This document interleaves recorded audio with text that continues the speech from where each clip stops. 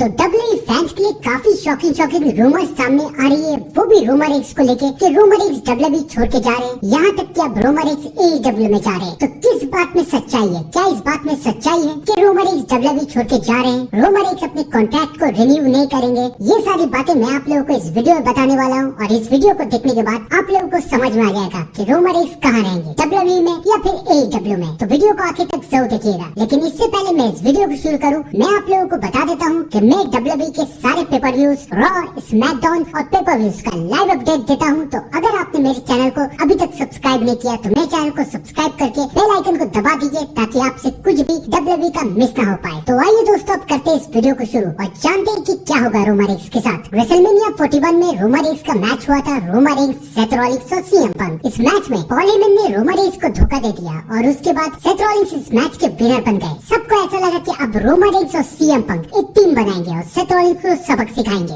Raw में वैसा ही हुआ, रोमन रेंस सीएम पंक के साथ आए और तब वहाँ पर सेथ रॉलिंस के नए पार्टनर आए, ब्रॉन बेकर। अब सबको लग रहा था कि ये अब टैग टीम मैच होगा, रोमन रेंस और CM Punk versus Seth Rollins और Bron Breakker. Tag team match भी हुआ और उस मैच में सेथ रॉलिंस, ब्रॉन बेकर और सीएम पंक भी थे, लेकिन रोमन रेंस नहीं थे। रोमन रेंस की जगह थे सैमी ज़ैन। जब इस टैग टीम मैच का अनाउंसमेंट हुआ तब सबको लगा कि इस मैच में तो रोमन रेंस रिटर्न आएंगे और रोमन रेंस रिटर्न आके सेथ रॉलिंस को सबक सिखाएंगे, लेकिन ऐसा बिल्कुल नहीं हुआ। रोमन रेंस फिर रिटर्न नहीं आए। उसके बाद सेथ रॉलिंस की टीम में एक नए मेंबर आ गए, ब्रॉन बेकर। और फिर सबको ये लगने लगा कि अब तो रोमन रेंस को आना ही पड़ेगा और रोमन रेंस को साथ ही साथ अपनी न्यू शील्ड को लाना पड़ेगा। सब कोई रोमन रेंस की बेसब्री से इंतजार कर रहे थे, लेकिन रोमन रेंस फिर नहीं आए। और उसके बाद आया money in the bank. Money in the bank में सेथ रॉलिंस के जीतने के काफी ज्यादा चांस थे और सेथ रॉलिंस की मदद करने के लिए ब्रॉन बेकर और ब्रॉन से रेड भी थे। अब सबको कंफर्म हो चुका था कि रोमन रेंस सीएम पंक के साथ आएंगे और सेथ रॉलिंस को रोकेंगे, लेकिन Seth Rollins money in the bank भी जीत गए और सीएम पंक और रोमन रेंस आ ही नहीं। फिर सीएम पंक जॉन सीना के साथ इन्वॉल्व हो गए।